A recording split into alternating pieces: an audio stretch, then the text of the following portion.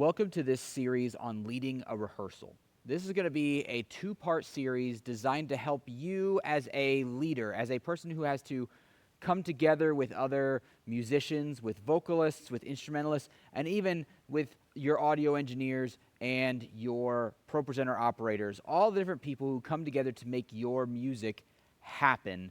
And how do you come into that space and lead all of these people? And it's a lot to lead.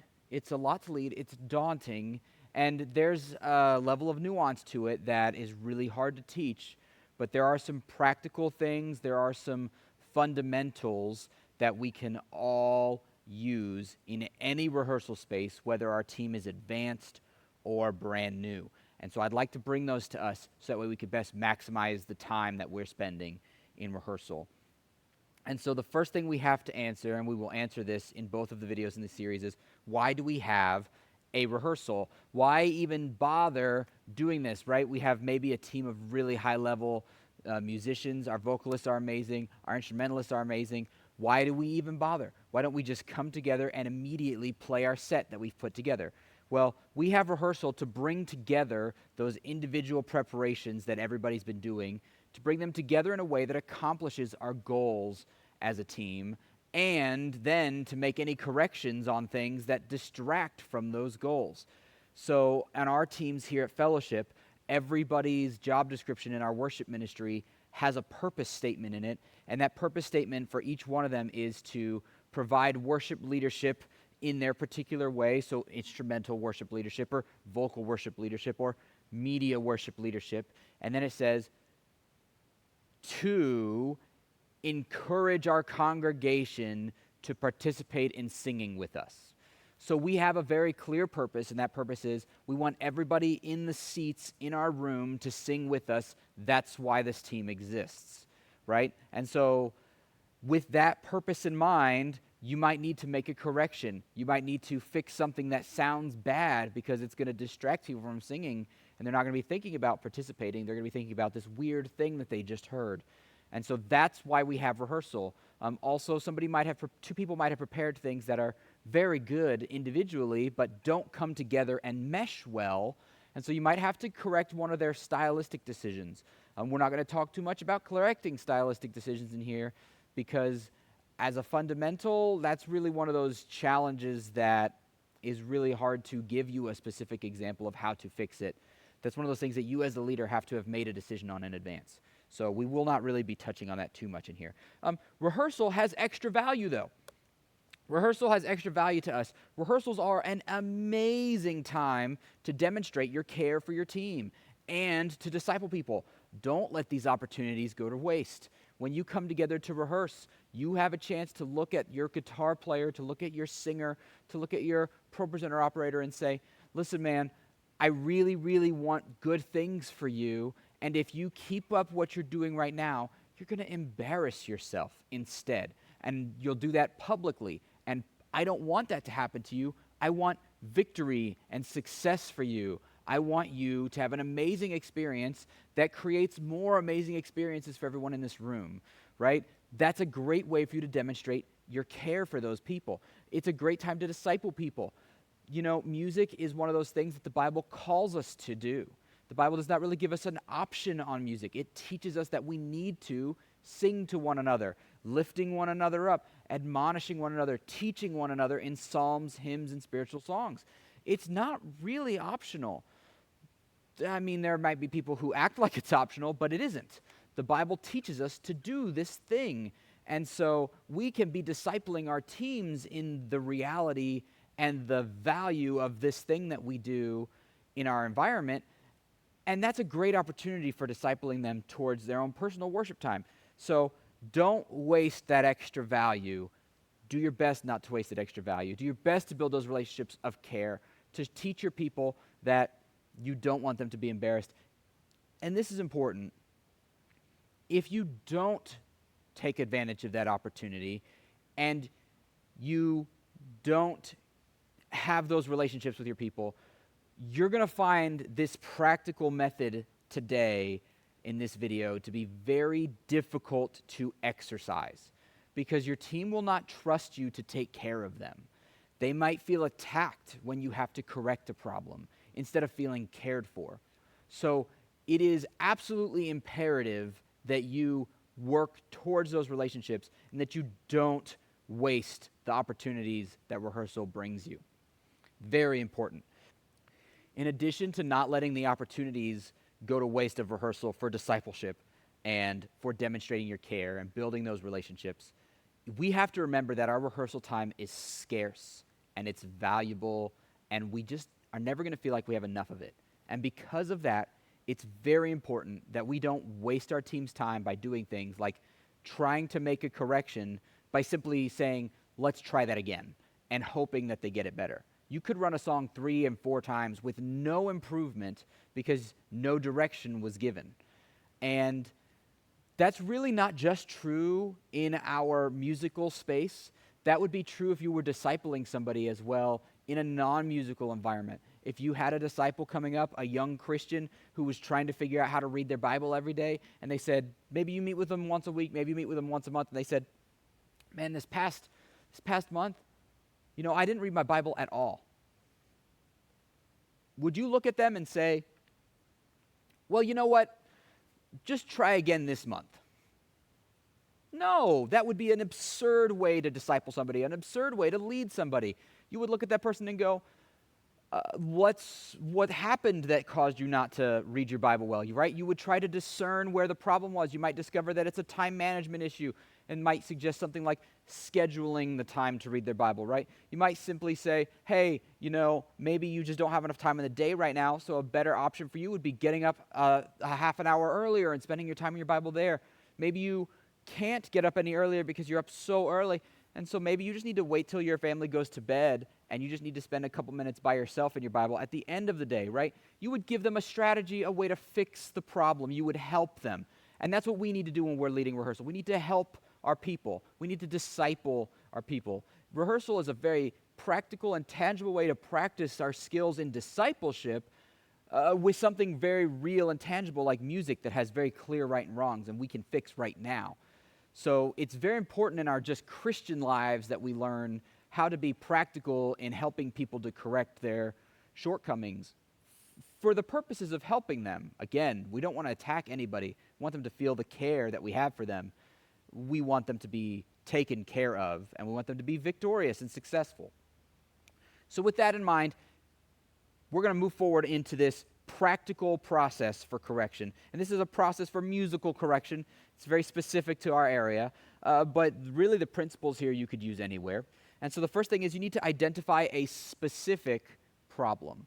And so you might have gone through a song and you get to the chorus and something is wrong with the chorus, right? And you may just hear what it is. You may hear immediately, guitar players, you're changing chords too early. Oh, that's such an easy one. They're changing chords too early. Let's go back. Let's try again. Your chord's a half a beat early, so I need you to change that chord a half a beat later than you're doing right now. No problem, right? Clear instruction. But maybe you didn't identify a problem. We played through that chorus and you're maybe part of a band, you're singing, you're playing your own guitar. You didn't quite catch it, but you heard something was wrong. Okay, so how are you going to identify that problem? First off, back up. Rerun only the problem section. Don't say, I heard a problem. Let's just start the song over. You might have been halfway through the song. It could be a 6-minute song. You're going to waste 3 minutes of your valuable rehearsal time if you try to rerun the whole song. So go run the problem section only. If it happens in a transition, start the section before the transition. Move through it so you can hear it. But do your best to isolate it. Don't try to redo the whole song. Try to find that thing, okay? After you rerun that problem section, if you still can't quite hear what the specific problem is, pull out some of the correct things. All right, we just played through that, and it was great, and all of our singers were spot on. It was wonderful. Singers, can I just have you guys back up? I just want to hear the instruments for a second. Let's go, right? Or, I noticed that all of our guitars were right, and I noticed that our drums were rock solid, so I really just want to hear my keyboards and my vocalists because I think the problem is in one of those areas. Whatever you think the problem might be, and okay, great, let's run it with just that, okay? That's a good way to kind of identify what that problem is. And again, maybe you had to run that section once again to figure out where that was. You pulled out, 2 times, but you've only run a 30-second section, so even running that section twice with some time to think in the middle is a minute and a half versus, like I said, if it's halfway through a 6-minute song, you wasted 3 minutes. You've saved time, valuable time, and you're helping your people. Once you've identified the specific problem, you need to use some sort of exercise to teach the correction for that problem. Now, worth noting here, as we get through this, if you're hearing a bunch of different problems as you're trying to identify one that's specific before you're making an exercise, right? You might have heard 15 problems, right? It happens. We have our bad days. Our people don't always prepare. It's rough. It's hard. That's life, right? You got to pick the one that's hurting you the most and correct it. And if you have time, you can do another one that's hurting you a lot and correct it. You may not be able to get everything all the way that you want it. So focus on the things, again, that are distracting from our goals. And our goals are to get people to sing with us. So as long as people are singing and participating with us, we're winning. Remember that that's your victory metric, okay? So you've identified a specific problem. You've maybe identified a bunch of problems, but you're going to work on one. You need to use an exercise to teach this correction. An exercise does not mean, okay, everybody stop, let's get out our scale sheets and let's work through the key of... No. An exercise is something that you put together right then that deals with the one problem that you've identified, okay? So if your one problem is the timing of a single chord change, you're going to work on that. If your one problem is a pitch jump from here to there in a lead line that a guitar is playing, you're going to work on that. If your one problem is a harmony line singer is singing, you're going to work on one thing. It's a single exercise, okay? So what you need to do to create this exercise, because you're going to have to kind of make this up. I have a couple of general purposes we'll go on over after, but you more or less have to create your own here. You have to lean on what you know. You have to know the song really well. You have to know how to sing and how to play and how music functions really well. So that way you can lean on that knowledge to make this exercise, okay? The next thing you need to do is you need to bring your own practicing methods into the exercise. You can't lead like anybody else but you. I can't lead like anybody else but me. I can never lead like Cheryl. Cheryl's amazing. She's a great leader of people. I don't know how to do it. I'm not Cheryl. And Cheryl can't lead like me, right? I can't lead like, that's real life, right? So you have to bring your practice methods. So what do you do at home when you hit a pitch gap from one to another that you can't quite get right? How do you find that? What do you do at home when you have a rhythm that you're getting wrong? How do you fix that? Think through your practicing methods and then involve everyone on the team in the exercise. This is true whether you're working in an individual sectional, like just a vocal practice or just an instrumental practice, or whether your team is combined. If it's a vocal problem and it's a pitch understanding, make your instrumentalists sing along. Don't make that an option. Tell them, I expect you to sing along. We want everyone in the seats to sing. You can sing for 5 seconds in practice. It's not going to hurt them, right? If it's a rhythm issue that's happening in your instrumental section and you're going to have people maybe clap out something or something like that, make your vocalists participate in some way. Nobody on your team is going to be worse off for understanding somebody else's position better. Nobody will be worse off from that. In fact, they really can only benefit from that. So involve everyone on the team in the exercise. And then run the section where the problem occurred, run it correctly twice, okay? Don't run it just one time. I had a band director used to say, once is luck, twice is skill. You can get lucky and get it right the first time, but did you really get it right on purpose, or did you just stumble into it? Even if you did stumble into it, can you retain that stumble? Yes, you can when you do it the second time and you show that you can do that, okay? So that's the process that we might use. Now, that process is all well and good, but it really relies on you having the ability to create an exercise based on your understanding of music, and it helps the team. And to that end, I have 4 basic exercises that you can use: a rhythm exercise for vocalists and a rhythm exercise for instrumentalists. I have a pitch exercise for vocalists and a pitch exercise for instrumentalists. And these aren't universal. These aren't only exclusively for vocalists and instrumentalists. You really can use these in both places, but it's a beneficial way to kind of think about it in this way. Okay, so I'm going to go ahead and I'm going to run over these examples. We're going to go over to the piano, and we're going to talk about these examples. I'm going to use this song, Yes, I Will, for all of my examples here today. We're going to start with our rhythm exercise for our vocalists. So here's the opening, just a couple of lines from this song. I count on one thing, the same God that never fails. Okay, great. That's how that goes. That's the rhythm of that whole thing. But it's kind of quick, and it's got some 16th notes and some 8th notes and some syncopation and then some dotted 8th notes tied to 16th notes and some 16th notes tied to regular 8th notes. And the rhythm is really quite varied. And so maybe you have somebody on your team who's just a little bit off. Well, as quick as this song is, that can really hurt your intelligibility. So you really need to fix that. Okay, great. What are you going to do? Well, this is a rhythm problem. So we'll isolate the rhythm and we'll say, hey, guys, we're going to speak the line here. We're going to totally take pitch out of it, right? Because here I was trying to play the piano and sing it, and putting pitch in there can really distract from the rhythm for a moment. So let's just focus on that. And we're going to do that just the rhythm of this. We're going to speak it with no pitch, okay? And so then we're going to need to play some sort of metronome, some sort of click track, right? So I can just snap my fingers here for that. And that's pretty close to the tempo. 1, 2, 3. I count on one thing, the same God that never fails. Great, right? Maybe you have somebody in there who's still really struggling, so you slow it down, right? You want them to really understand this rhythm, and you help them to subdivide in your head, count those 16th notes, 1E and a 2E and a 3. I count on one thing, the same God that never fails. All right, great, beautiful. That's how that goes, all right? Really simple methodology there, takes the pitch out of it. If the lyric is also a confusing element, you can even go further to doing something like duts. You can dut, dut, dut, dut, dut, right? You can have them clap the rhythm. 1, 2, 3, right? However that needs to go.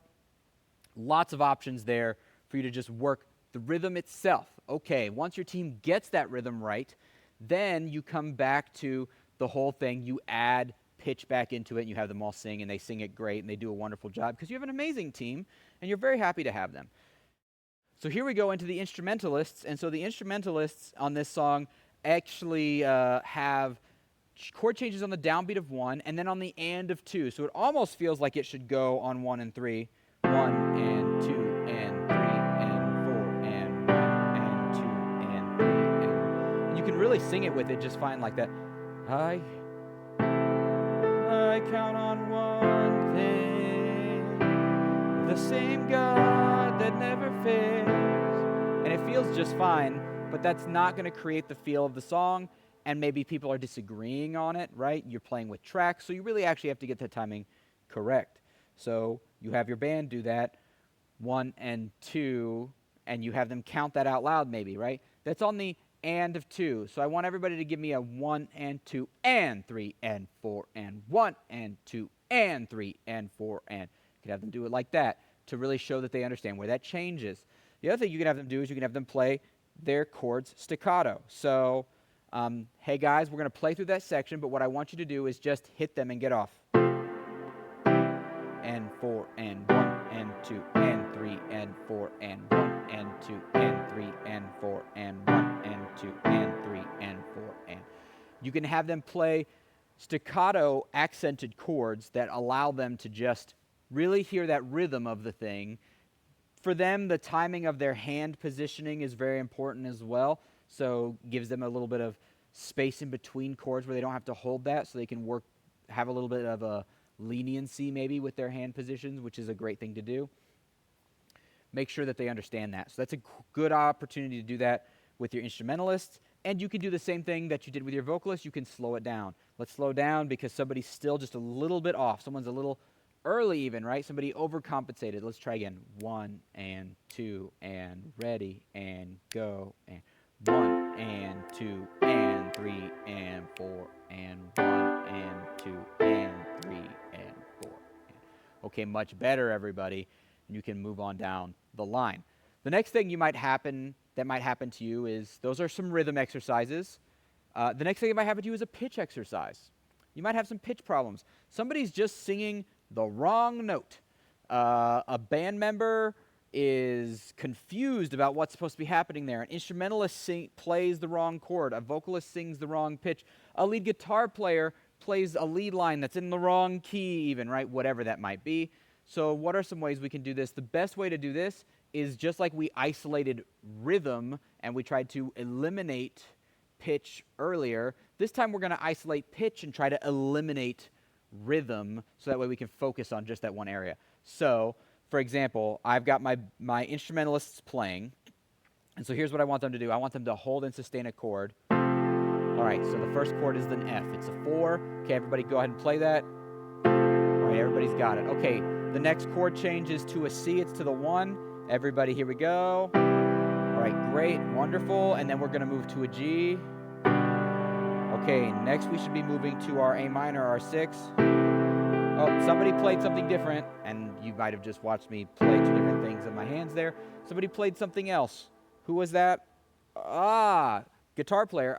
Pianist. That moves to a 6, and you accidentally moved to a 1. It's only 1 pitch off. It's a very easy mistake to make. Let's try that again. To the C, to the G, to the A minor. There it is, and then we should be back to the F, the 4.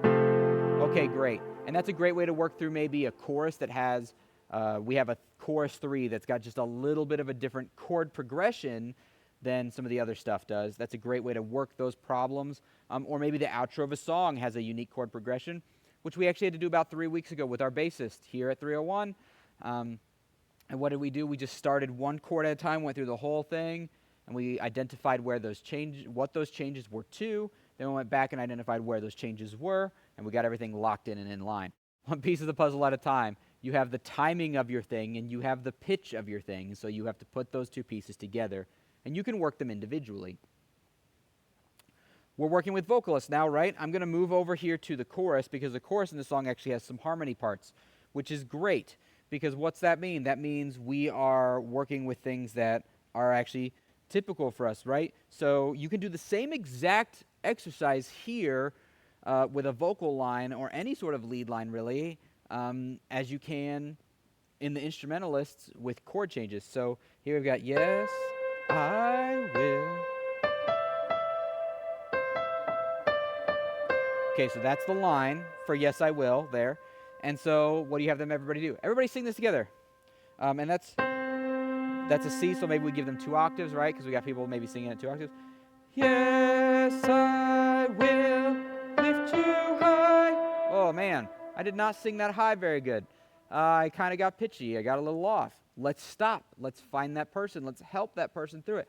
Maybe it's a couple of people, right? Maybe it's something like they even went to a wrong pitch entirely. Yes, I will. No, that's supposed to stay here. That's supposed to stay the same pitch. You high. Stay right on it. Lock in. Get your spot, people, right? And you can do that as well. You can have your entire harmony part sing. So in this case, this is the harmony. This is the harmony that's written into this sheet. It's not necessarily the harmony that we sing. So it goes like this. Yes, I will lift you.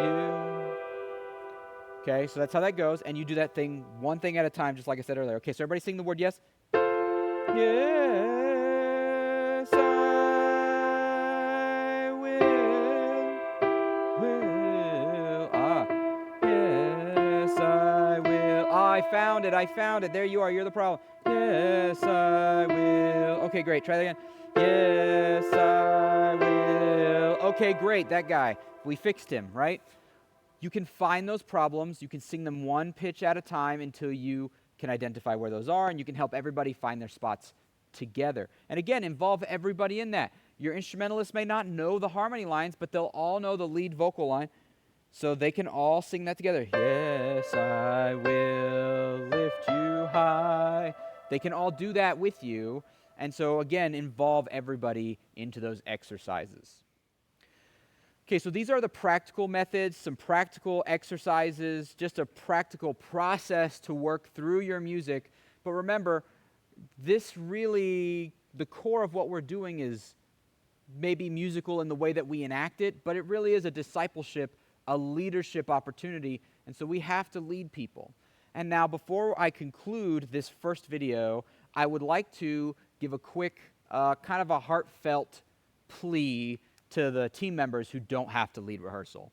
You're a guitar player, you're a vocalist, and you're going to come in and you don't have to lead this rehearsal.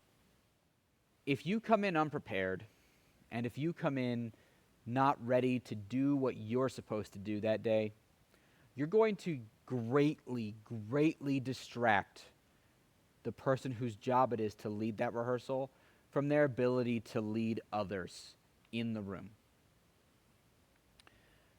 They're going to have to spend so much of their mental effort and so much of their leadership effort trying to get you on the right track. So if you haven't been watching our other fundamental music videos, if you haven't been practicing and learning your songs, if you haven't been preparing for that hour that we expect out of our people every week, you are really, really hurting that leader on your team who's running that rehearsal. You're doing them a great disservice. And you're also hurting all the people in the room because now you are spending so much time working on your music that you're not really free to lead them. And your leader is spending so much time leading you that they are also not free to lead them. You've taken away that leadership, that potential to fulfill our goal, which is to encourage them to participate in the singing of praises. Don't do that. That's a huge disservice. It's just a huge disservice to everybody involved. Please prepare. Please put in the work. And please, please help your team leader. Because, like I said earlier, there's so much value in this rehearsal. There's so much opportunity for us to care. And this time is very scarce.